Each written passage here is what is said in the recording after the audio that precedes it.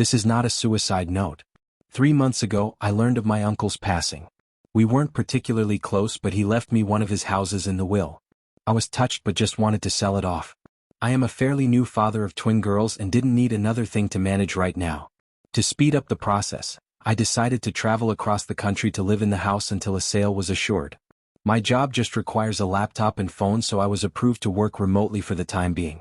Unfortunately, my wife had to stay at her job, so I had to come alone. At first, I treated it as a mini vacation. I had hoped it would only last a week, but the process was more involved than I thought. I had a realtor taking care of most things, but after a month, I'm still here. I noticed things going wrong right away. Stuff was never where I last placed it. I'd see shadows out of the corner of my eye. I've lost track of time constantly. I thought it was caused by stress, loneliness. Except for the few times the realtor came by with prospective buyers, the house was the quietest place I had ever been in. Before I completely lost my mind, the neighbor came by with a dog. She was an elderly woman who explained that she had been dog-sitting while my uncle was in the hospital. Now that I was here, she thought I should take Buster, the golden retriever. I thought the neighbor might have been forgetful, because she seemed to think my uncle had just passed last week. Either way, I fell in love with Buster, and his presence was exactly what I needed. I even thought it would be a tremendous present to bring home to my girls. I just hoped my wife would feel the same way. However, even the dog could tell something was wrong with the house. Buster accepted his new living arrangements pretty quickly but would never willingly go upstairs. This was alright with me at the time. I thought it would make it easier to keep track of him. Then Buster disappeared. Literally, 1 second he was standing right behind me as I was opening the treat jar to give him a snack. My eyes left him for just a moment to put the jar back, and then he was gone. I ran through the whole house calling his name. The kitchen was connected to the living room, and on the other end of that was the master bedroom and study. The other end of the kitchen led to a dining room which was connected to the entrance hall that also led into the living room and stairs to the second floor. After walking upstairs, you had a choice of right or left along a balcony that overlooked the living room on one side and entrance on the other. Going left led immediately to a guest room and game room. Going right led to 2 more guest rooms and a bathroom at the end of the hall. I looked in every room and had to accept that somehow the dog made it outside, even though there was no doggy door and every door and window had been closed and locked. So I searched the surrounding neighborhood for another hour before giving up. I was thinking about making flyers when I opened the front door and heard Buster scrambling towards me from the kitchen. I was ecstatic, of course, but I just couldn't wrap my head around how I could have missed him. I let Buster sleep in the bed with me that night. In hindsight, it was a huge mistake, but it made me feel better at the time. Things picked up at work though, and I soon forgot about all the strangeness surrounding this house. Clients called me constantly, but we were getting a lot done and I landed multiple large contracts in a row. I was working around the clock, but I knew I'd be due a promotion once I returned to the home office. Several times I'd get lost in a phone call or spreadsheet and suddenly find that it was nighttime. I'd be so absorbed with work that I would block out Buster whining for food or to go outside. I started to set alarms to keep track, but I had too many important clients to slow down. I was on top of the world, but my health was starting to suffer. I'd forget to eat and even sleep sometimes. There was always something else to do or someone to talk to. I even got better at taking care of Buster, better than I was taking care of myself at least. Then my good mood ended with a bang. Literally. Buster was whining behind me as I finished another spreadsheet. Then we both heard a door slam upstairs. For the first time since I brought him inside, Buster ran upstairs by himself. I almost called the cops, but I felt silly with the phone in my hand. I started to doubt I had heard anything at all. And if there were an intruder, surely Buster would have been making more noise. So I mustered all the courage I could manage and crept upstairs with frying pan as my weapon. It was dark upstairs, but enough moonlight was coming in from the downstairs windows for me to make out Buster standing in front of the bathroom. I had purposely closed every door when I last came through here looking for the lost dog, but this door was now wide open. I flipped on the hallway light, but nothing happened. With no better ideas, I raised my frying pan high and walked slowly to the bathroom. There was no window in here, so it was pure darkness inside. I was terrified. Bizarrely, Buster just looked frozen. His tail stood straight up and he just stood there pointed towards the door. I tried to take it as a good sign that he still wasn't barking. That's what finally got me through the threshold and into the bathroom. The whole time my eyes had been getting used to the darkness, and the bathroom was too small for there to have been anyone there without me noticing. I started to relax when I took a step forward into something sticky. I suddenly realized that I had my cell phone in my pocket. I pulled it out and turned it on to cast some light on the floor. I immediately dropped it at the sight of the bright red liquid that surrounded my feet. I fled the upstairs and this triggered Buster to follow. This time I had no trouble calling the police. Thankfully, there was already a patrol car nearby, so 2 officers arrived within a couple of minutes. Their powerful flashlights cut through the darkness like knives, but they soon found nothing was wrong with the upstairs lights. Something did appear to be wrong with my pipes though, as they called out from above that the puddle was just rusty water. Because of their insistence, I climbed up the stairs again and clearly saw a muddy brown puddle in the bathroom. The banging must have been from a pipe breaking. Both cops had a laugh at my expense but were otherwise understanding. They even gave me a number of good plumber, though my cell phone was ruined after I dropped and left it in the puddle. I would have to use the one landline in the kitchen from now on. I let them out and promised to call the plumber first thing in the morning. Yet, as exhausted as I was, I couldn't go to sleep over that excitement, so I stayed up to draft some more important documents for my company. Before I knew it, Buster had made another mess in the living room. I was dead tired and said some things to Buster that maybe I shouldn't have, and I did some things to him that I know I really shouldn't have. I decided to do something about the stress I had been under, and I spoke to my supervisor that same morning. To my surprise, they were happy to let me have the week off as a sort of mental vacation. Just like that, all my outstanding work was taken away. With nothing else to do, I tried to focus on Buster. I played games with him and fed him a bunch of treats to make up for my earlier neglect. Then I found the first message. I didn't notice it for some time since I had been avoiding the second floor. But I realized that I hadn't actually called the plumber. Before doing so, I went upstairs to see if things had gotten any worse. Instead, I immediately saw a message written in red on the hallway wall. It read, "Losing your mind?"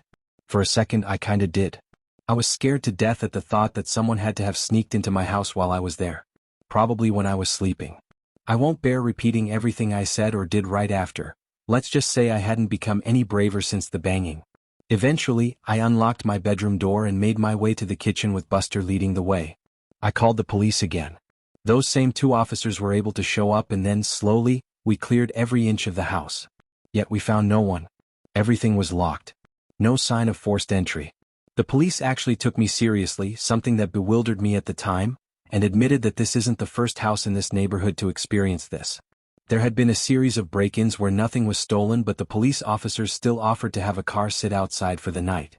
Even though I took them up on this, I soon realized that I'd never get to sleep tonight in this house. So I called my only friend in town, and really in the whole state, an old college roommate who coincidentally lived 30 minutes away. He offered to pick me and Buster up in a few hours, so I busied myself with packing up my suitcase. I didn't know how long I would need, so I pretty much packed everything I had brought with me to the house in the first place. I left my room to pick up some doggy toys when my friend called to say he was waiting outside. I decided to hang up the phone and meet him immediately. I needed the human company and he could help me move my stuff. But the driveway was empty. There was no friend, no car. I called him back immediately and he insisted he was outside. I listened to him get out of his car and walk up to the front door. He knocked and I could hear the door open and an elderly woman greet him. My friend asked for my name and mentioned my uncle. The woman said she had never heard of either of us. After thanking her, my friend left and asked me if I had gotten all that. I told him I must have given him the wrong address. He rattled off the correct one and confirmed he was there. After asking him to wait, and I left the house again. I walked out to the street and looked back at the numbers written on the curb and on the mailbox. Only there weren't any numbers. Just a message, "Losing your mind?" on the curb. Written in red. The temptation to leave right away was great. I could just start walking and never stop. But I had to get my stuff and, more importantly, Buster, so I entered the house one last time. When I came back to the room, my suitcase was empty. Everything I had just spent the last hour packing up was back in its proper place. Despite how impossible this was, I focused on only one goal. We needed to leave. I put a leash on Buster and was shocked to see how haggard he was. I resolved to make it up to him when this was all over. I tried to leave out the front door like nothing was wrong, but I couldn't open it. The knob turned freely, but the deadbolt wouldn't slide back. I was really scared now, but Buster's presence helped. I knelt down to give him a hug and he gave me an idea while licking my face. Whatever was happening, it sure wasn't the result of a maniac hiding in my house. Still, I didn't know what forces were actually opposing me, so I walked to the backyard and said loudly, "Well, Buster, time for a little walk." The glass door slid open easily. Buster bounded out happily. I guess it had been a long time since I let him outside. I followed more tentatively and, for the first time, examined the backyard closely. There was an iron fence surrounding the yard with another space between the bars that Buster could slip through. And then I saw it. A tree that grew too close to the fence and had several branches extending through and above it. I assumed the gate would be supernaturally locked too, so this was my exit. Buster didn't need any prodding. He waited patiently for me on the other side as I painfully pulled myself up and over the fence. I was suddenly aware of how weak and tired my recent lifestyle had made me. When I was in the process of climbing down the tree on the other side, Buster growled once and then took off like a shot towards a nearby hill. I jumped down and gave chase. He disappeared over the top and I scrambled to keep up on the surprisingly steep surface. Luckily, I found where someone had laid some stone bricks into the side for an easier way up. It was still steep enough that I had to focus on placing my feet correctly to keep from sliding, so I was looking down when my next reach up resulted in my hand grabbing carpet. Confused, I looked up to see the second floor landing. I looked down to see the rest of the stairs that led to the entrance hall and living room of the house. Buster was nowhere to be found. Demoralized and dead tired, I crawled the final steps and just sat on the landing for a while, occasionally calling for Buster. Eventually the kitchen phone rang. Whatever ghosts were messing with me, I realized they couldn't stop outside forces from helping. I tumbled down the stairs in my haste and landed hard on the cold tiles below. But I was only dazed for a second and soon was in the kitchen with the phone in my hand. My wife's warm voice filled me with hope. She was concerned that she hadn't heard from me in a while.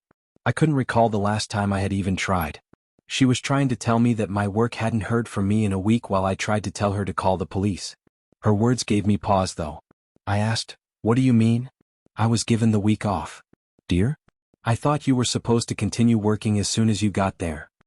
Yeah, but they gave me a week off because of all the stress I've been under." "Wait a second. How long have I been out here?" "Honey, you've been gone almost 9 days now." My stomach sunk, but I didn't hesitate to say, "Listen, you need to call the cops. Something is wrong. I think I'm having a medical emergency." I had just been trying to come up with an excuse to limit the amount of follow-up questions, but I ended up realizing that this was actually the most likely explanation. Maybe I was just suffering from a gas leak or brain tumor. Ironically, either of those options seemed preferable than living in a haunted house. My wife asked, "Baby, what's wrong? Are you okay?"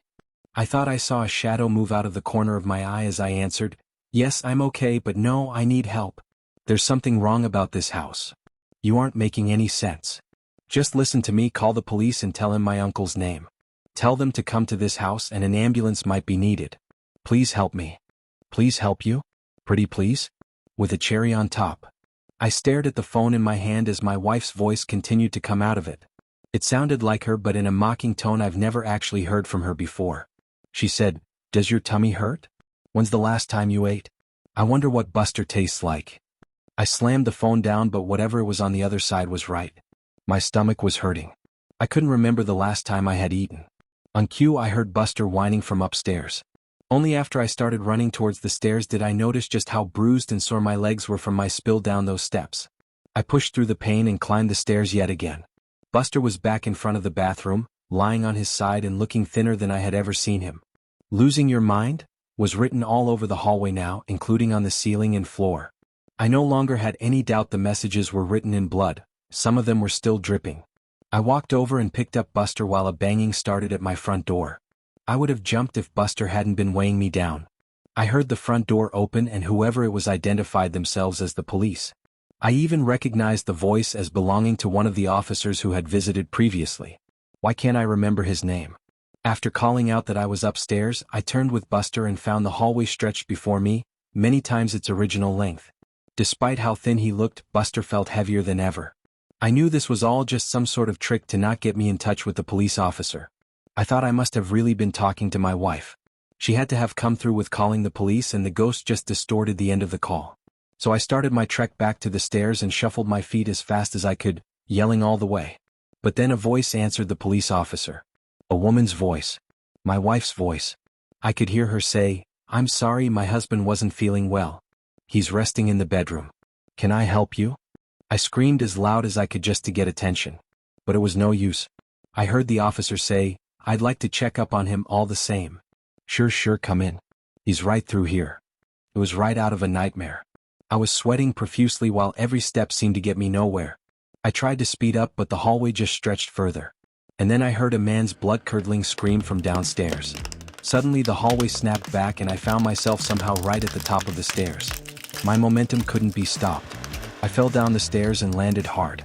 On top of Buster. He howled in pain, but at least he was alive. I saw a long thick trail of blood go around the corner and under my closed bedroom door. There was still a shadow of something under the door. I painfully crept to the kitchen and grabbed my trusty frying pan before making my way back to the bedroom door, as quietly as I could. My eyes watched the moving shadows nervously. Whatever was waiting there had killed a man. That meant it could kill me. But if it could have a physical impact, then surely it had to be susceptible to a physical impact too. So I raised the frying pan and slowly started to turn the handle. Before I made much progress, the door flew open on its own and something turned suddenly to me. I swung my frying pan down. The cop stood before me, a smile frozen on his face. We both looked down at the knife plunged into his chest. My hand was still wrapped around the handle. He fell to the side and I fell backwards to sit heavily on the now clean floor. I was positive I had picked up the frying pan. I could remember its weight. But now I also remembered going to the kitchen and pulling out the knife. I seriously wondered if I was losing my mind. I looked down to find I had the knife in my hands again. I dropped it at once and crawled back to check on Buster. He wasn't moving. I put my head on his flank and was devastated to feel he was still warm but not breathing. I didn't know what to do, so I did nothing. I did nothing for a long time. I was lethargic but somehow made it to the couch in the living room. I waited there until nightfall and then slept on the couch. When I woke up, I waited some more. I wasn't sure what I was waiting for, but nothing horrible was happening to me while I waited. I wasn't in a hurry to change that. But the bodies of Buster and the cop were still there. I needed to do something. My stomach rumbled as I finally got off the couch. That was another problem with just staying put. First things first, I found a shovel in an outdoor closet attached to the backyard porch. Digging the hole was exhausting, so I settled for just burying Buster now. I planned on getting to the cop after finding something to eat. I picked up Buster and carried him outside. His fur was still so warm. It was hard to believe he was gone. But there was no life behind his big brown eyes. I gently laid him down in the hole and got to work. Sometime later I wandered into the kitchen and raided the pantry. The house was quiet apart from my efforts. Whenever I stopped moving, the silence was complete. I wondered if the ghosts had just been trying to make me a murderer after all. Now that their goal had been met, maybe they would leave me alone for a while. Just in time, because I was starving and didn't need any more distractions. I opened a box of cereal and had a handful up to my lips when I paused. How could I tell I was actually eating what I was looking at? What if I had actually been opening a box of rat poison? I still wasn't sure what these ghosts were capable of. I imagined the food turning into worms after it was already in my mouth. With that thought, I threw the cereal to the ground and stomped off, no longer hungry. I needed to concentrate my efforts on leaving this place. Right on cue, I walked by the front door. It was wide open. Instinctively, I made a leap for it before stopping with my outstretched hand just a foot short of the door. This had to be another trick. I could see the door slamming shut in my face, or even taking a few of my fingers with it. I could feel a breeze enter the house, but I was too scared to move. This was the most impossible situation I had ever been in or even heard of. All of my senses had failed me before. However, my need for freedom eventually caused my feet to move. Upon slowly exiting the house, I saw the cop car just sitting in my driveway. The door was unlocked and the keys were sitting in the front seat. My mind went wild trying to explain the situation. Maybe the cop was secretly a murderer and had killed previous owners of this house. Maybe his sacrifice helped them move on. I couldn't think of any other explanation for my good luck at the time, so I just pushed my misgivings down and got in. I drove out of the neighborhood without incident, but I had new problems. I was in an unfamiliar city, driving a cop car with no money or other belongings on me, and I had no idea what to do next. So I kept driving. It felt good to be free of that house. It felt good to see the sun. So I kept driving. On and on. Left turn. Right turn. Left turn. Right turn. No idea where I'm going. And then I realized I hadn't seen any other cars on the road for some time. Where was everyone? Where was I? The sinking feeling happened again, in the pit of my stomach but also around my whole body. I sunk back into the car seat and then realized I was sitting in an armchair. Back in the living room of my uncle's house. My arms were up like I was still holding onto a steering wheel. I started to cry with frustration as I stood up and screamed. How long had I been sitting there with a stupid grin, moving my arms up and down like a madman? I turned around and saw my work laptop on the dining room table. It was on and glowing at me. I walked over to it and saw that something was already written down in this post. It read, "Lost your mind? Good, now you won't mind losing the rest." Suddenly my fist felt weighed down. I raised it to find another kitchen knife in my hand. I dropped it immediately. I erased the message and started to type out a request for help. I ignored the screen and just focused on the keys. But I kept hitting them wrong and another message slowly formed. I'm sorry. I've disappointed you all. For the last time, goodbye. I could have screamed again, but I noticed something had changed. I wasn't in the dining room anymore. I was in the study. I kept writing and writing and writing, and my own words started to come out. I have sent out emails requesting help. I've posted on the local police department's Facebook for assistance. And I've just tried to keep writing no matter what. This is my latest attempt to keep my sanity. Whenever I've tried to take a break, I find myself in a new room with new horrors descending on me. Once I opened the study door out to a hellish landscape and almost stepped out onto lava. I wasn't sure if it was all an illusion, but I didn't even want to have a vision of my feet burning, so I just closed the door and resumed writing. I'm not even sure this is all because of ghosts. I've been doing a lot of thinking lately, and the truth is simply that I have no idea what's going on. As I've gone over these crazy events, I've realized that I can't recall my uncle's name, or what he looked like. I'm not sure I ever had an uncle. I'm trying to think really hard about how I came here. Did I fly? Drive? I can't remember. Have I always been here?